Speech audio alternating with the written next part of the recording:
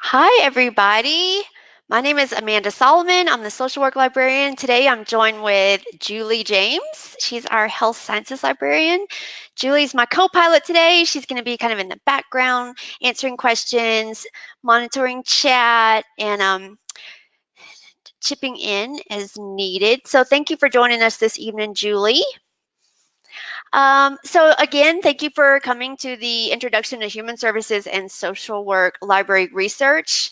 I am the social work librarian, and I want this to be productive, kind of informal. I want you to ask questions. I want this to be you to get the most out of this as possible. So if I'm not covering something that you really want to learn, let Julie know, let me know in the question box so we can make sure that you get the most out of this as possible. We only have a short time together. Want to make sure we cover our basics. Okay, let's see. Oh, by the way, I just wanted to show my human face, and I'm going to actually turn off my camera and concentrate on the content. So get rid of that. Okay.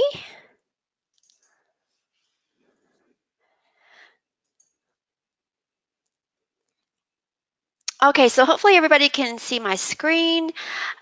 This is just a little bit of housekeeping. I do have a PowerPoint. You'll notice I don't follow it slide by slide. I kind of go out and do something different. So, but you can access it later after the webinar. I think within 24 hours or so, you should get an email that has a video of the webinar as well as the PowerPoint that you can go back and look at. There is closed captioning. That there's a link that Julie posted, and that link is here as well for the transcripts. This webinar, we're going to cover a lot of stuff. If you do have a question, we'll try to get to all of your questions. But if we don't, please feel free to go to our Ask a Librarian email service after the webinar or when you get a chance tomorrow. And like I said, you'll get a link to the recording. Okay, so basically in the next 30 minutes or so, we're going to cover your social work course readings and assignment guides, as well as the human services. I have the research guides, research pages that I created for my human services and social work students. We're going to look at choosing databases and kind of trying to figure out exactly what a database is and how to use it. And we can do that by looking at some keyword strategy, how to enter keywords and concepts into the database to maximize your relevant results. And then lastly, where to get more help. This is kind of a short introduction, but as you progress and move forward with your research, you're going to want to get some more help. And there's lots of support at the library.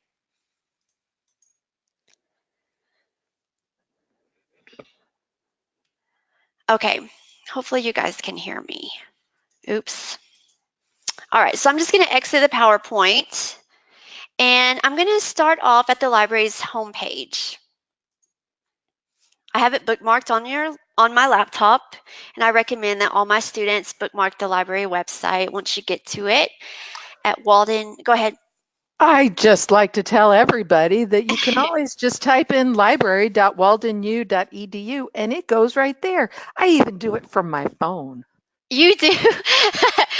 That's perfect. Thank you, Julie. I actually haven't done that, but there's lots of different ways to get to the library. The main thing is that you get there and you start using it because this really is your gateway to databases, peer-reviewed literature, tutorials, videos, and actually help chatting with a librarian, emailing a librarian, looking at dissertations, all sorts of resources. So becoming familiar with the library website is really paramount to getting you through this coursework, your assignments, and then, as you move further through your program. I guess what I wanted to point out first is if you're very new to Walden Library, then you're going to want to know where to go get your course readings. And these are all the required readings for your particular course that you're in right now. So for example, if you're required to read an article in, let's say social work 6002, you would go into course guides right here on the library's website and just click on that. And then you're going to scroll down until you get to the first letter of your course. So for this example, social work 6002, you'd go to S through V. You want to scroll over and get to social work, SOCW, that's your course code. And you just want to go down and look for your course. So this is my example, Changing Lives, Changing Society. And as you can see, we have all of the required readings in alphabetical order by author. And these are hot links that will take you directly to the full text. And this is so convenient. You don't really have to go out and find your articles, although we certainly like for you to be able to do that. But you can just click on here, get to your full text, and read your required readings for your course.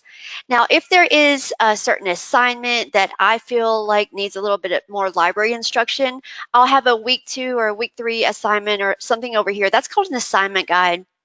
And these give you a little bit more instruction for a particular assignment. So for this week 2 assignment, I'm giving you a little bit more instruction, kind of like some numbered steps on exactly how to tackle that particular assignment for your discussion post or your paper. So that's your assignment guides. And not all the courses will have assignment guides, but some do, and you're going to want to look for them on the left-hand side. So that's your course reading. So depending on whether you're a social work student or the human services student, you would want to go in and get those course readings and go ahead and bookmark that to your computer as well. So you can always get to your readings and have them right there. Super, super convenient. All right. Any questions about the course readings or assignment guides? Not so far. Okay, great. I tend to just like talk fast and I move fast. So if I'm going too fast, you guys let me know and I'll certainly slow down. Um, okay, the second thing I wanted to show you guys that's really important to know about is our research guides. And these research guides have been designed by the librarians that have a subject specialty. And it's kind of a one-stop shopping for your program. So for instance, under subject resources, select this subject. This is where you're kind of going to want to start to go in to look at the databases and the resources and materials that are discipline specific for you and your program. So for example, under select a subject, we can go to human services. So there you have my new picture, my new updated photo. But also basically to explain this page, you have a gold line box here. Now, this is a great start. You can actually throw in some keywords here and do a search, and we can demo that a little bit later. It's a good start. It basically searches hundreds of human services related journals that I chose. So it's a little bit more tailored to your discipline than the search on the main page, thorough. It's going to be more focused on your discipline and related disciplines within human services like sociology and social work. On down the page, there's so much to go through, but the main thing is our databases. These are databases that are most relevant to human services, which, as you know, is multidisciplinary. So there's databases in dealing with business. Maybe you're looking at nonprofits or you're looking at becoming a leader in human services, a director. Maybe you're looking at something within the school system. You might want to try an education database, social work abstracts. These are your best bet databases. So when you're going in and you're doing assignments, you're going to want to come in here and do some play around with some of these databases. Or for just a quick and easy type search, you can do a search in the gold line box up top. Other things I have are journals. I have some information about tests and instruments. The library does have video databases that have videos and things like counseling, therapy sessions, things like that that you might find useful.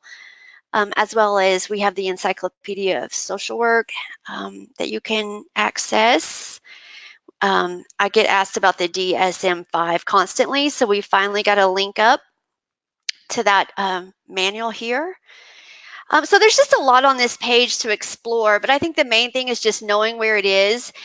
You may forget some of the databases that are most relevant to you as a human services student in this program. So knowing that you can get here and you can do a focused search in journals that are related to your program. You can also do a search in these databases and kind of remember how to get there. So that's the most important goal of having this page. And then the other thing is getting help. So you'll notice on the left-hand side, I have a link to the Ask a Librarian service, which we'll talk about later. That's how you can connect with a librarian, whether it's email or chat service. You can also make an appointment with me for some one-on-one assistance, which is always fun to actually talk in real life. So that's your research page. Now you can change your research home here and we can do the social work one, which is quite similar, but there are some differences. So kind of the same format, but depending on whether you're the human services or social work student, I want you to come in here and to get become familiar with your research guides because I feel like a lot of my new students, they really focus their searches in Thoreau. And that is our main search tool on the library's homepage. And that's great. It's a good beginner search. It's a good introduction. It certainly gets you familiar with searching and using the library. But as you progress within your program, I really prefer that the students start using the databases that are more targeted to their program. So for social work students, it would probably be the database EBSCO Index, the same for human services students. But moving away from Thoreau, just kind of like, I feel like gives you a little bit more advanced research skills. But you can certainly start here. I just think I would like you to also begin using your databases. You have a little bit more control, and I'll talk about that later. Um, so let's move away from Thoreau for now and definitely go into some of those discipline specific databases. Now, are there any questions about Thoreau or your subject guides? You're doing well. That's a quote. Oh my gosh, thank you. Thank you, Vanessa. I appreciate that. Okay, perfect. So let's talk about databases for a minute. So we want to use databases to find peer-reviewed literature. And databases basically house journals, hundreds and hundreds of journals. And so peer reviewed articles are found within those journals. And you're going to be asked in a lot of your assignments to find peer reviewed literature. And that means that an article has been reviewed by an editorial board of their peers, other scholars within that field. So if a journal is peer reviewed, it's a high level of research. The articles in it have been reviewed for accuracy and things like bias and fact checking, and it's evaluated to a very high standard. So that's kind of what that peer reviewed literature means. And we use databases to find the peer reviewed articles. So, for example, let's go to our social work research guide.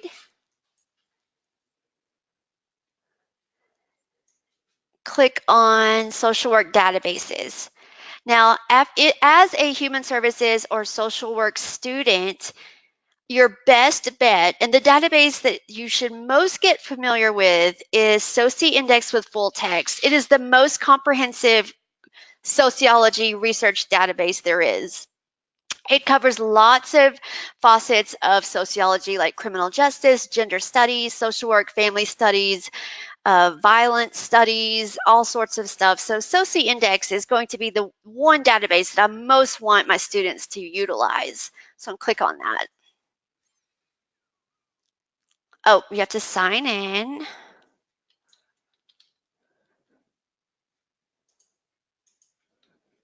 authenticate yourself as a Walden student. Okay, so you'll see if you're familiar at all with Thoreau, the main library search tool, or some of our databases, we have a lot of databases by a vendor called EBSCO. And a lot of students get confused. They say, oh, I've been searching EBSCO. And that's true, you have. But think of EBSCO as like and this is strange, but think of it as the Coca-Cola company. It's like the owner of lots of other little sodas. So there would be um, I don't know, Dr. Pepper or Sprite, and those would be the databases. So EBSCO is kind of like the owner. They are the vendor. They host a lot of different databases. They own a lot of databases, and SOCI Index just happens to be one of those. So you're in right now. You're in SOCI Index with full text. It's a very basic search screen with three search boxes. And this is where you want to start thinking about your particular research interest, finding articles. And this is where we talk about keyword strategy. Let's see. So, when you are thinking of adding keywords into the boxes, you want to think in broad terms, you want to think in concepts. You do not want to put long search strings or strange just long sentences because the databases doesn't really work with that like that. They're a bit language specific and language picky. Once you learn how to talk to the database, it's quite simple and you'll get the hang of it very quickly, but it does take a little bit of practice. So what I'm talking about is suppose that your research interest has something to do with veterans and PTSD, and you're really not sure where you're going to go with that, but that's kind of what you're thinking. So you really want to start broad. Now, if you do have something that has an acronym like PTSD or something like ADHD, you're going to want to put the or and spell that out because just to make sure you get all the articles that's related to that topic. The other thing that I want to point out is the or. So at this point, keyword strategy, we're going to talk about Boolean, and that is your and, your or, and your not. And that is just fancy library jargon on connecting words and concepts. So you'll notice that our three boxes are connected by the and that's great. You're basically telling the database, I have to have this word veterans somewhere in the title, abstract, content, and I also have to have one of these words. Now the or connector is a little different. It's basically you're telling the database, um, let's see, that you would take any of the words that's connected by the or. So, for example, if we're looking at mental illness within the PTSD, we could do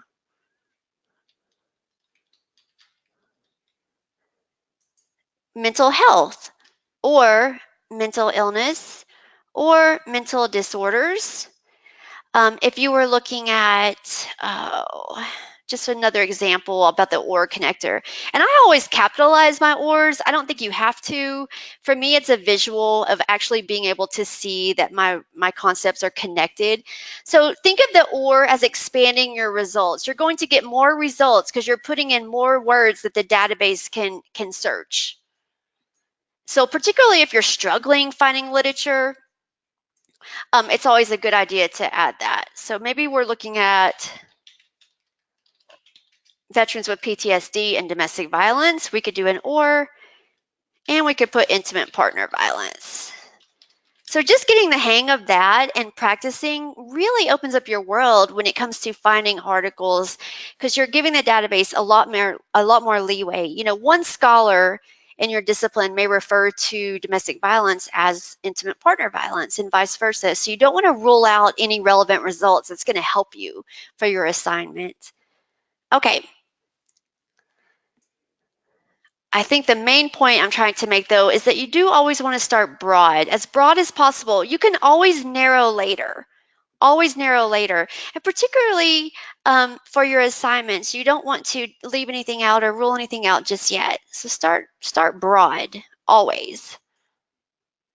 And that's the only thing I do on that first page. And I'll tell you why. I like to get a list of results first before I kind of put a bunch of limiters on that first page. I really prefer that my students just do a broad search, hit search, get a list of results, and this is where you really take control of your search. And what I mean by taking control of your search is before you start looking through your results and looking at the number and looking at, the title and all these things, on the left-hand side of the page, the database is going to give you limiters. And this is what I mean by taking control of your search. You really have a lot of control much more than you would in Google Scholar or something else. There's so much more control in the databases that you can have. So what I mean is, one thing we really want to do when we're looking for that peer-reviewed literature for your assignments is you want to click on this peer-reviewed scholarly box. And that makes it easy. So once I click on that, my results have been updated, and I no longer have to worry if my journal articles are peer reviewed or not. So that's kind of off my shoulders. So check mark that. You can also up your publication date. A lot of your assignments, they want you to find current literature. We don't want outdated stuff. We don't want old articles from 1982. So you can actually up that publication date to whatever you want. You can type it in and hit enter, and it'll update your results automatically. So now we have a very good controlled search. We have peer-reviewed literature and we have current literature. All right, then we can scroll down. There's some other things that you can start training your eye to review, like the subjects.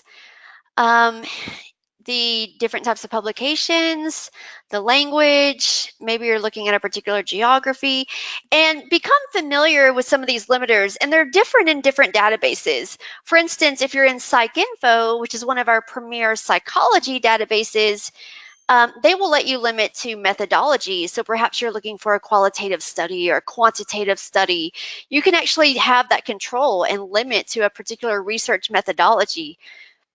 So really have a critical eye, start looking at how you can take control of your results by refining, limiting, and using the database limiters to really get the most out of your results.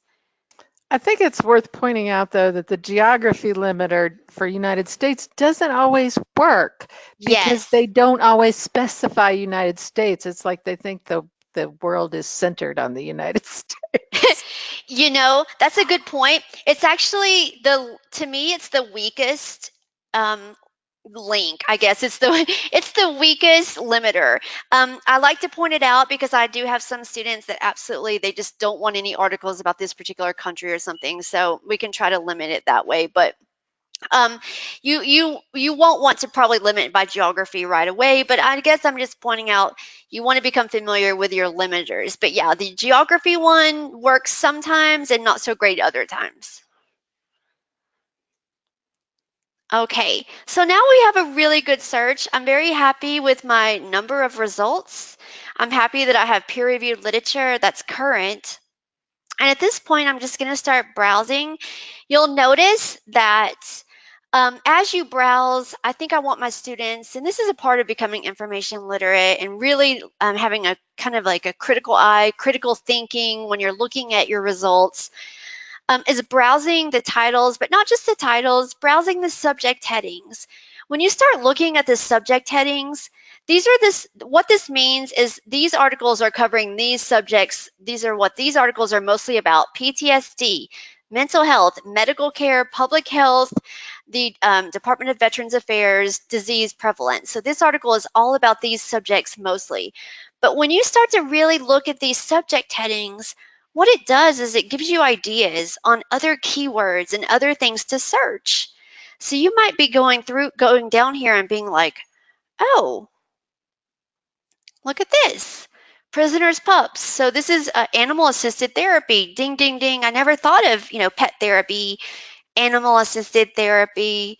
Maybe I want to, add that as a keyword and kind of like look where that takes me down the rabbit hole. So when you start looking at your subjects, you get ideas, and these are things that you're going to want to add. Or actually, if you're a pen and paper person, you're going to want to write this down: intimate partner violence. Or maybe you didn't think to put that. Maybe you were thinking domestic violence, but the database really prefers intimate partner violence. So learning how to read these subject headings is going to, one, give you ideas, two, give you a lot, like kind of teach you how to read the subjects and understand the subject headings that the database is using, kind of learn that language. So if you did want to think, oh, animal assisted therapy, that's what you would go back up to your search box and you would put in your additional keywords. You can take that as far as you want.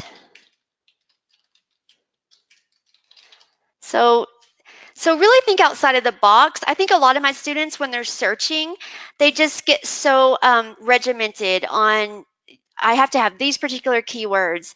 But really, you want to think outside the box. You want to be very creative. You want to try a lot of different variety searches. You want to try different combinations. It takes a little time. I actually enjoy doing it. It's kind of like a challenge. How can I get the best results ever? But it's, you definitely want to do not stick to just one or two of your concepts. When I was teaching, actually in classrooms, I would have my students do a activity called a concept map. So we would think about your research topic, and then we would put like a tree above it with all the concepts that were related to that, and it really helps you visualize keywords. And so it's the same thing. It's thinking outside of the box, looking at the subject headings, trying to think of as many words possible that's going to get you the best possible results. And keyword strategy takes practice. But I think once you get the hang of it and you start doing it, it becomes easier and easier. Okay. Are there any questions? I feel like I have not even taken a breath. Well, take a breath and we'll see if anybody would like to type a question into the question box. You have anything for Amanda? I actually am almost out of time, and I did want to point out a couple other features of database searching while you guys are thinking of some questions. A lot of times you'll notice that your HTML or your PDF pops right up, but that's not always the case. Sometimes you might come up with something like this, the Find at Walden button. And do not be afraid of the Find at Walden button, okay? It is basically a linker. It's going to link you to the full text the best it can. That's its job. That's what it's there for. If it doesn't work, let me know. Let one of the librarians know, because it's supposed to link you to the full text. That's really important. So I'm going to actually demo a Find at Walden box and hope it gets there. So basically, when your PDF doesn't pop up, you want to click the Find at Walden. I'm a bit nervous because this is a 2019, but we'll see. Okay, so the next page that the Find at Walden button takes you to is this page. And don't freak out or get worried. It's just basically trying to tell you that we think we found it in this database. Click here. So just follow the links. Sometimes there's a lot of databases. Just choose whichever.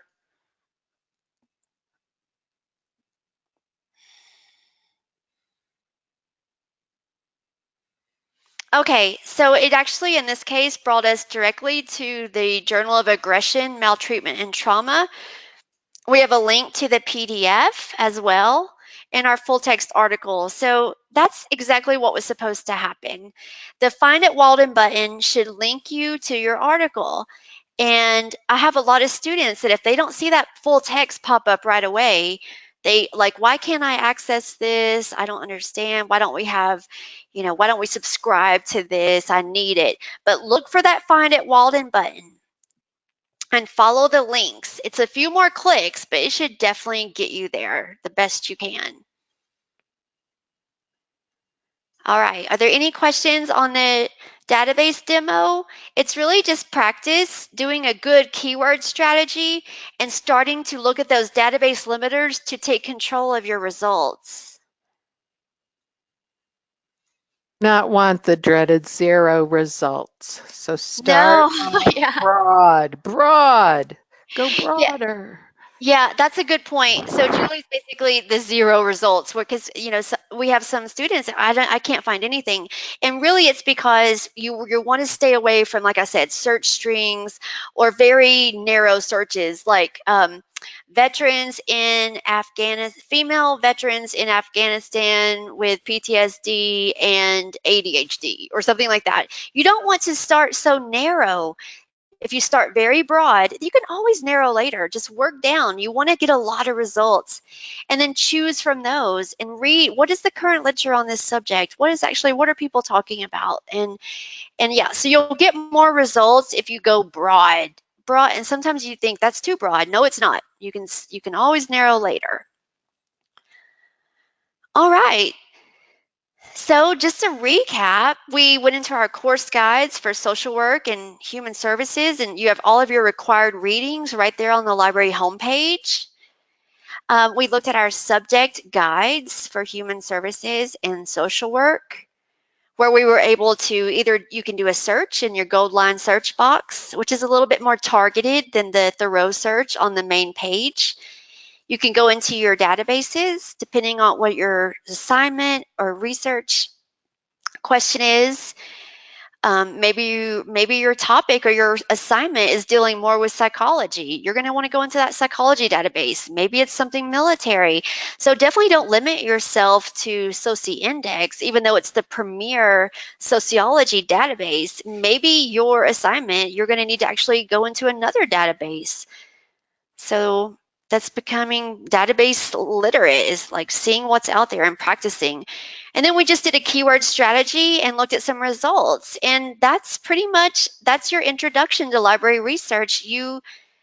Um, it's about going in there and practicing a little bit, but we always know you're going to have questions, and the library has a lot of support. So if you have a question, the best way to get help is right from the library's homepage.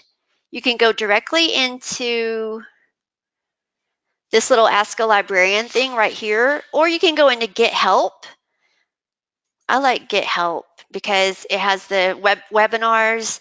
So we have a link to our upcoming webinars. We have a link to a lot of our recorded webinars. If you're very new to the library and you want to go back and just brush up on library skills like choosing a database, keyword strategy, things like that, you can do that. Our webinars are really good, kind of short and sweet. We also have guides and tutorials. My favorite thing in the library, honestly, I'm not just saying this, is our quick answers. To me, it's the hidden jewel of the library because you can type in anything and usually you'll get the most perfect answer there is. My colleague Lynn is the librarian behind Quick Answers, and it is the best. I use it all the time when I'm helping students on reference. So, for example, if you kind of forgot what we said about peer review, you could just type it in our Quick Answers and get usually a very detailed numbered list of how to do something or how to find a peer-reviewed article or what peer review is. So the quick answers is really useful. So if you can't get a hold of a librarian on chat, our chat hours aren't there yet or something like that, you could definitely do a quick answers and probably get the answer that you need. But if not, you can actually do our Ask a Librarian service. And this is where you have access to emailing a librarian. You're typically answered within 24 hours. Usually it's a lot faster than that. We do have chat service, and that's really neat because you can chat with a real live human being. You can check our chat hours here. We do ask that your chat questions are kind of basic and not too involved, but that's okay because we can always follow up with email later. But the main point is that there's lots of support for our students. We're here for you. There's webinars, tutorials, guides, email, and chat. So we're always going to have your back when it comes to helping you with library research because we know it can be intimidating. But hopefully this webinar made it a little bit more not so intimidating and a little bit easier to navigate and kind of understand. Um, if so, then I feel like my job here is done. I hope I did a good job. Are there any questions? I think you must have done a good job because we don't have any questions. Oh my gosh. Thank you guys. Well, that's great. Yeah, I typically do like to keep my presentations under 30 minutes because I know it's a lot of information at one time and I don't want to overwhelm you. So we're going to go ahead and I guess and conclude for the evening. I want to thank you for attending. I want to thank Julie for helping me out. And if you have questions, make sure you do utilize the Ask a Librarian. And good luck with your social work and human services research. Thank you, everybody. Good night. Good night.